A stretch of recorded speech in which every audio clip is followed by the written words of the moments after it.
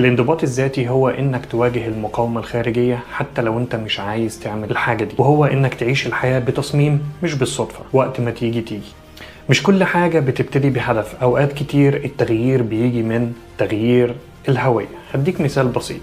في 2 بيحاولوا يبطلوا تدخين، واحد لما اتعزم عليه بسجارة بيقول انا بحاول ابطل تدخين، واحد لما اتعزم عليه بسجارة قال انا مش مدخن. واحد بيقول انا بحاول ابتدي العب رياضة، واحد بيقول انا بقيت رياضي. الفكرة هنا ان انت تبرمج دماغك ان هو يشوفك ويشوف نفسه في الهوية الجديدة، وبناء عليه هو اوتوماتيك هيبتدي يتعامل ويتأقلم على الاساس ده. يعني اللي قال انا بحاول ابطل تدخين هو لسه معرض للظروف الخارجية اللي ممكن تأثر على قراره. يعني ممكن يتحط تاني في ظرف ان واحد يديله سجارة، واحد يديله سجارة يعزم عليه بسجارة، لأنه هو لسه فاتح الباب، هو لسه موارب الباب. لكن اللي بيقول أنا مش مدخن هو خلاص قفل الباب، ومش بس هو شايف نفسه غير مدخن، ولكن هو أكبر الآخرين